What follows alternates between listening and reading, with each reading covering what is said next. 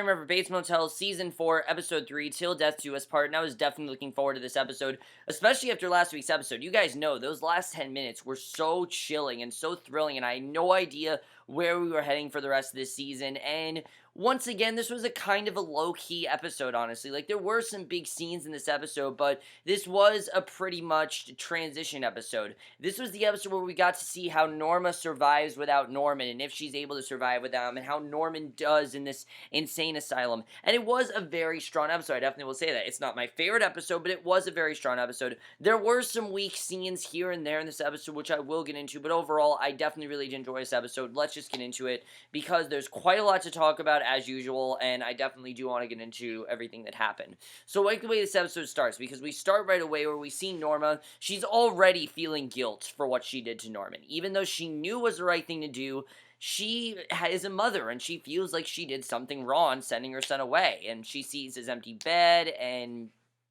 she's feeling upset with what she's done, and she realizes, though, she has to move forward. She can't dwell on this because, she did the right thing, and for the most part. He needs help, and she needed someone to help him. Even though he didn't want it, she had to do that. I mean, that was the only way to help him out, and then we realize that she needs to move forward, so we quickly cut to her meeting Romero at City Hall for their wedding, and right away they're getting married. So they are not going slowly with this at all, which I can totally understand why they want to go quickly with this. This is so, get away from any drama, just have it happen right away before anything bad happens, and neither of them really know what to do here because it's so abrupt, and it's kind of a funny scene, actually, the way this is done.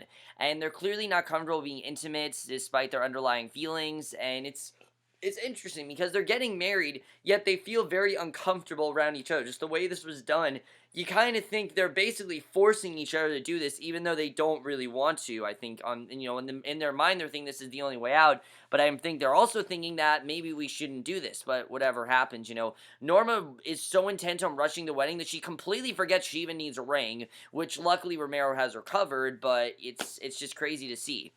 So right away they get married. It's very quick, and they do kiss, and it's not a dream. I thought that's what was going to happen. This was going to be a dream, or that something was going to happen here, but no, they actually get married, and they actually kiss, and Romero and Norma are now together. So I thought this was really crazy. It makes sense why they did this, because they don't want to move too slow with the plot, but I'm surprised they actually got married in this episode. But it does change a lot of the dynamic between Romero and Norma. They can no longer just be the way they've been. They now have to treat each other like a couple, even though they weren't really a couple. They have to treat each other like one, and I love the way that that was done here.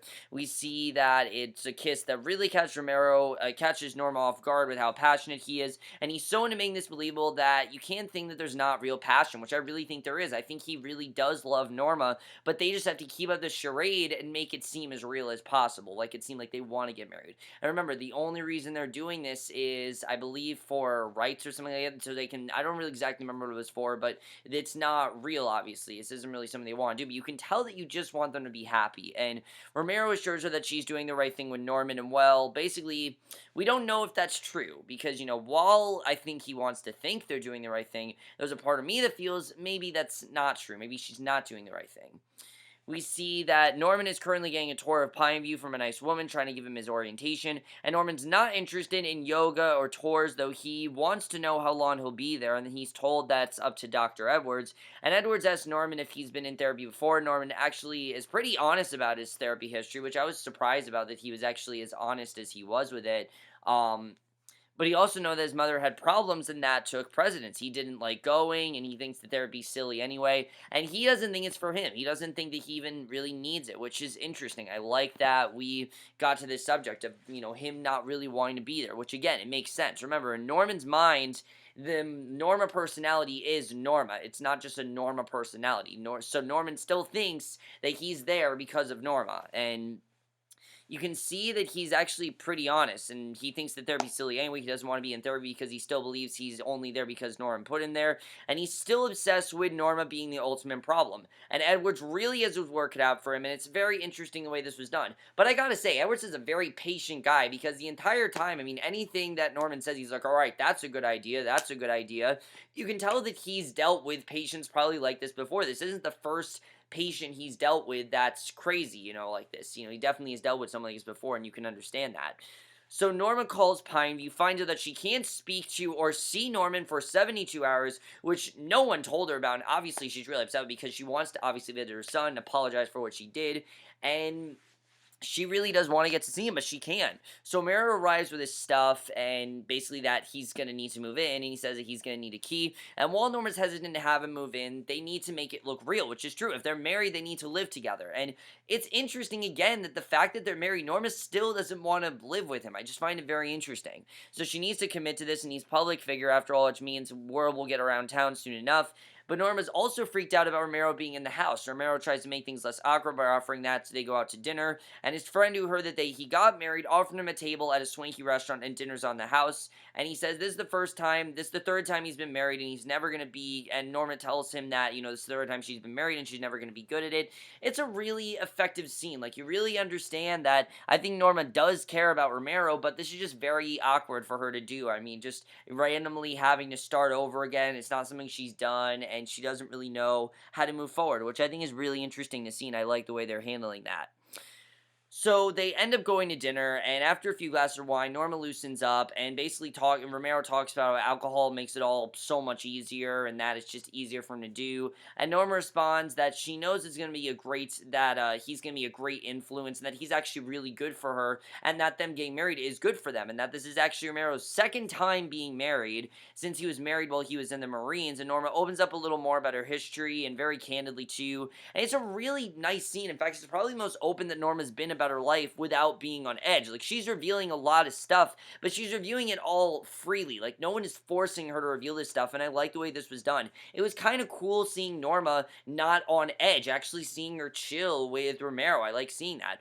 And the emotional moments is Dash when Norma asks who he sleeps with, because she wants to know, and obviously, they're not really married, so it's a genuine question. The night ends with Romero bringing a tipsy Norma home, and you see that he tucks her into bed, jokingly says, "Good night, Mrs. Romero," to which Norma yells, "I'm keeping my name."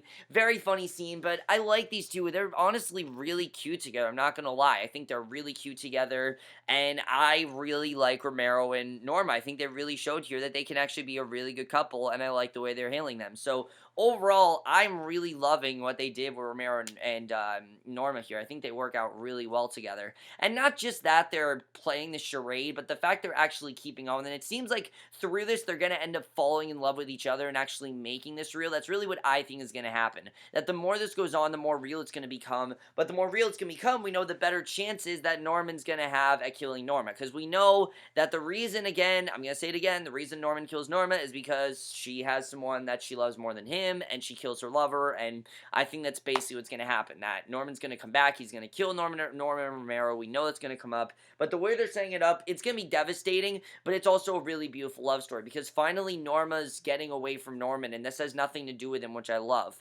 So Norma comes down to see a note on the kitchen table as a wedding gift. Romero's finally filling that pit, which is something she's wanted him to do, and he's finally doing that for her. And Norman goes down to check it out, and one of the workers gives her an earring. They found an earring that belonged to Emma's mom, and it's unclear whether Norma realizes what she's holding or not, and what that possibly means. Because remember, Norma still thinks that Audrey checked out of the hotel. She doesn't know that Audrey was murdered. She doesn't know that there's a murder case surrounding her. She doesn't know about any of that stuff. And I don't know if there's a murder case surrounding her. She just thinks that Audrey checked out. She doesn't think that her son murdered her. She doesn't think that her body's in the pit, or even that Audrey could possibly be alive. I'm hearing theories that Audrey might still be alive and that she might not actually be dead. Remember that whole thing that Norman saw last week where it seemed like he saw Audrey back to life? There's a possibility that she might not actually be dead and she could still be out there, which is very interesting if she could be.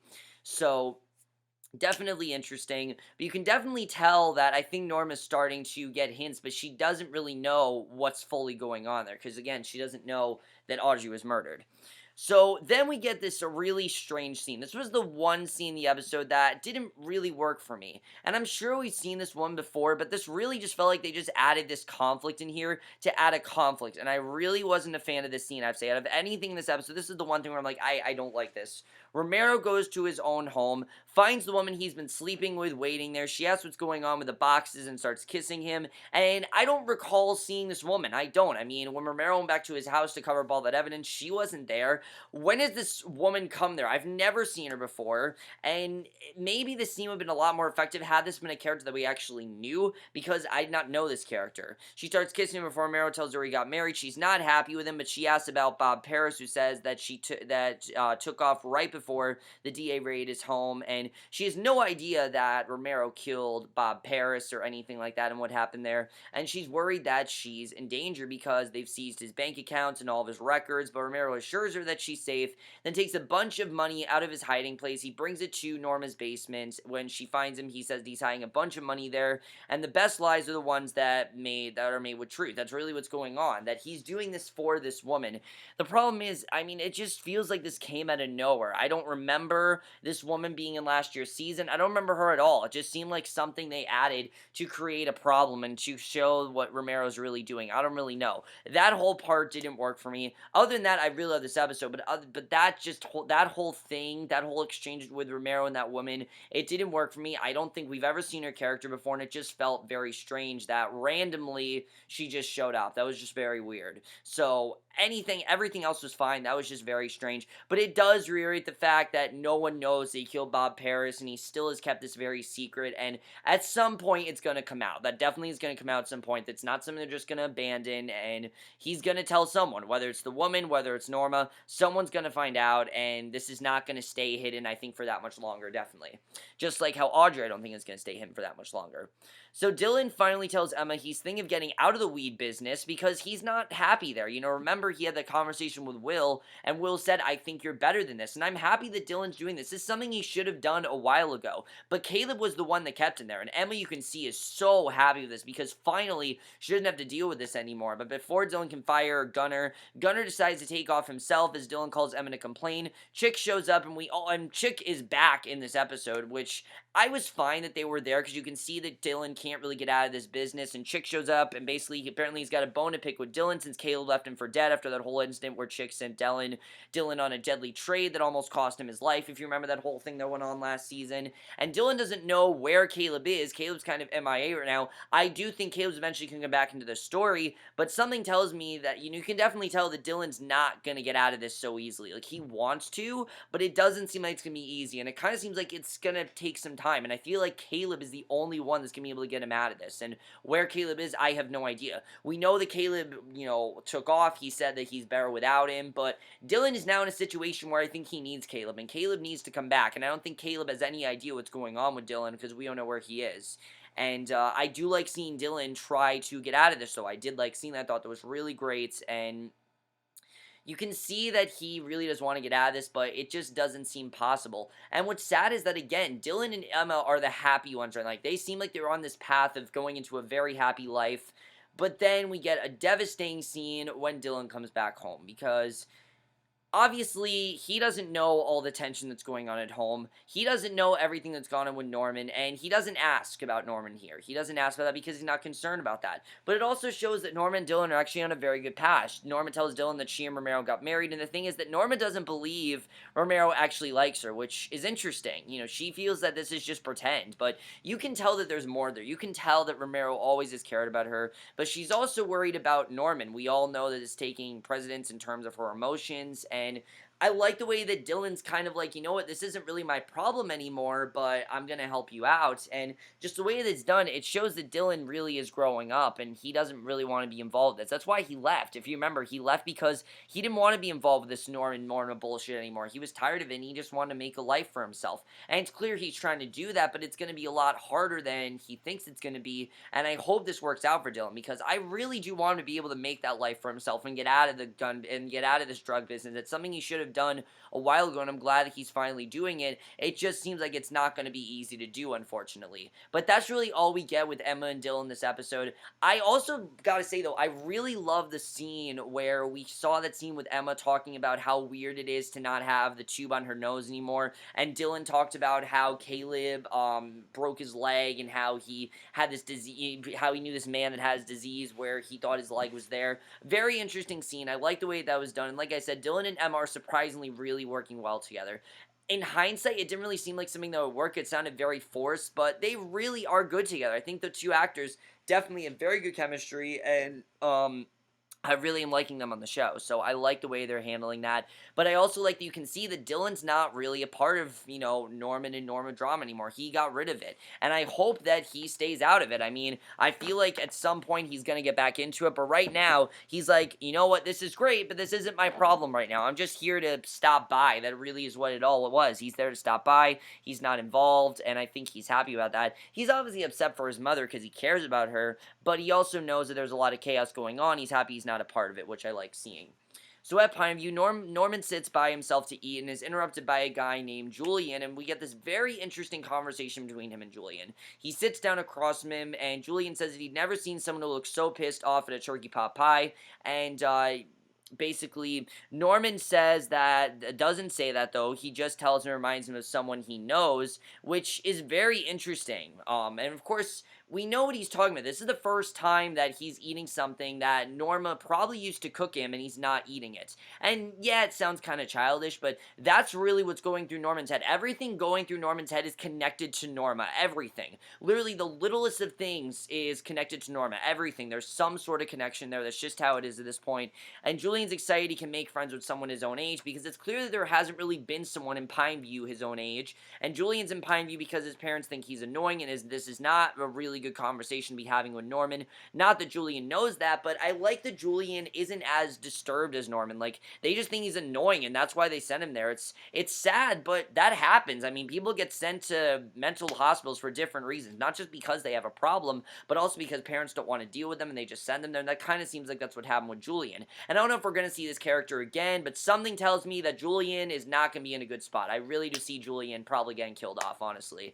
And especially if Julian's going to be in more than one episode, I could definitely see Norman killing off Julian, definitely.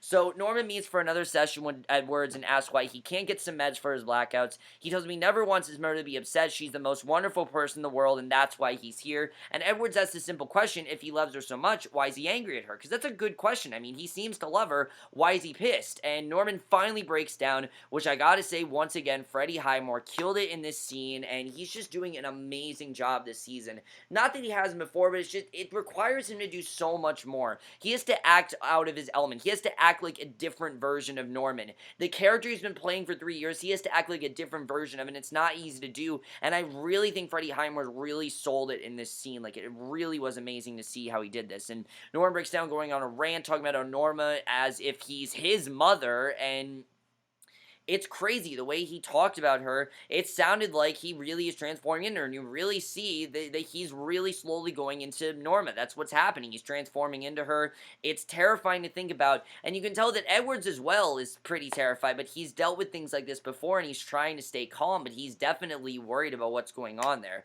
and I love the way this was done. I thought they did a great job, and I like that there isn't really any visual stuff here. Like, he's not wearing the robe. He's not wearing anything that looks like Norma. Just from this one conversation, though, you can tell that the more he thinks, the more he's starting to act more and more like Norma, which is terrifying to think about. So he bolts from Edwards' office. Norma arrives asking to see her son. Edwards has to allow it, so Norma meets with him and tells the doctor that they're very close. Maybe it would be good for him to see him, and, that she thinks it's a good thing to do, but apparently not, because Norma's allowed to see her son, that she is allowed to see him. So she smartly takes off her wedding ring before she talks to me, because she knows what's going to happen if she admits to Norman that her and Romero got married. Norman's going to go off on her. She doesn't want to deal with that, and this is much different than what happened in the psych ward. Norman is less clingy here. He's now angry. He's no longer like clingy and attached to her. He's more angry, and he wants nothing to do with her. He kind of just wants her to go away, and it makes that whole exchange even different. Norma apologized, but Norman's not having, because again,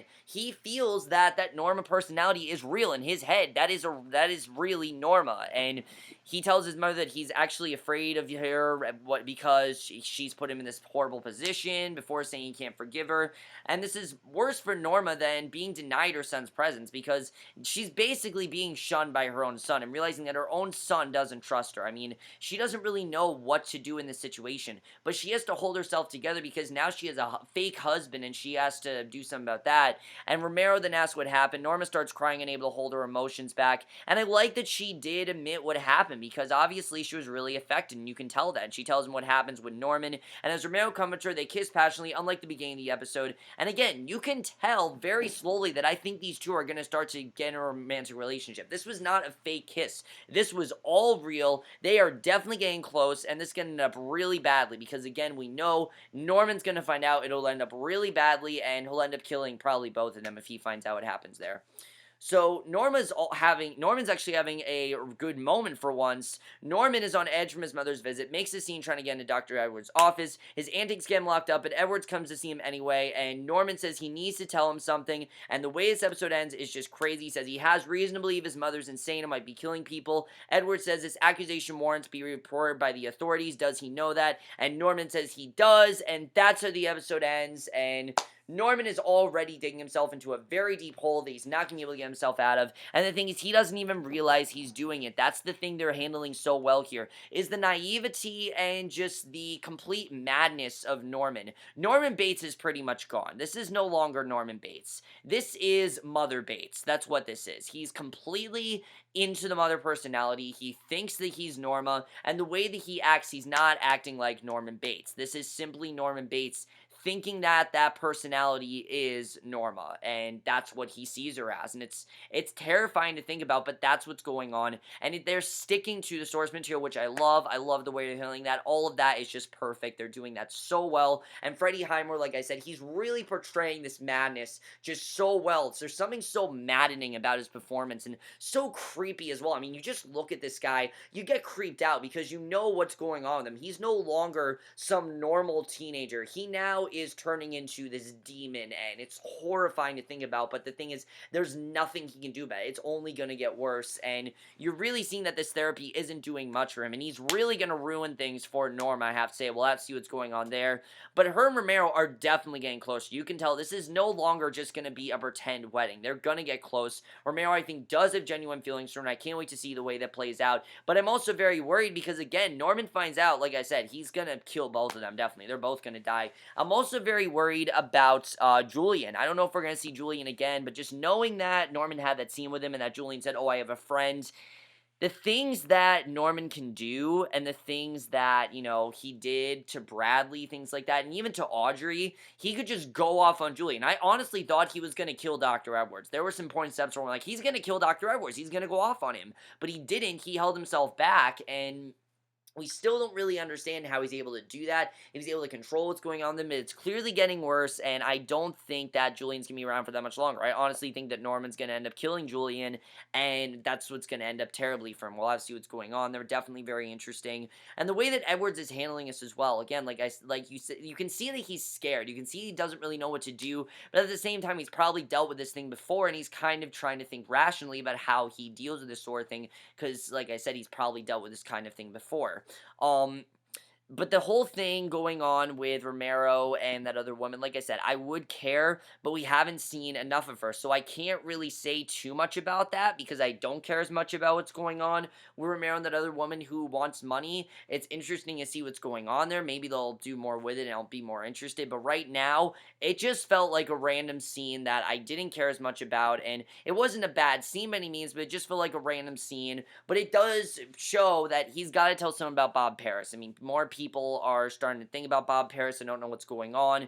Romero's got to admit that he killed Bob Paris, especially if he wants to be in this relationship with Norma. He needs to be honest with her, and a big part of the relationship is trust. He needs to tell her straight out, I killed Bob Paris, and she might be freaked out. She might not be. I mean, after what happened with Norma, I feel like nothing really, you know, shocks her at this point, because nothing is scarier than her own son turning against her. I mean, that's really what scares her. She's not scared of the fact that she can't see her son. She's scared of the fact that her own son basically wants to kill her. That's really what this is all about. And the fact that he said straight out, I'm going to kill both of us, I mean, that's still in her mind, definitely. And that's really what's changing with Norma. She's no longer attached to Norman. If anything, she's trying to get herself herself unattached because she's terrified, but at the same time, it's her son and she loves him, and I think that's really the thing that makes Norma such a great, complex character. Also, is Norma gonna find out what Norman did to, Audrey? Because obviously she's starting to get the clues of what's going on there, but she doesn't know exactly, so that's gonna be interesting to see if she finds out what's going on there. And then Dylan, like I said, I hope he gets out of this gang business, but it really seems like it's gonna be hard to, and I think Caleb's gonna have to be the one to get him out of this. We'll have to see what's going on there. But overall, guys, for me, best episode so far, definitely out of the three, this was my favorite. I definitely will say that. Besides that one scene, I absolutely love this episode. Again, near perfect. And the thing is, last week's, the last 10 minutes were amazing, definitely, but the episode as a whole wasn't great. This episode, the whole thing was great. I really was loving it the whole time. No one guys saw this episode. We'll see you guys in my next video, which will be for Better Call Saul, and we'll see you guys for that. Okay, bye.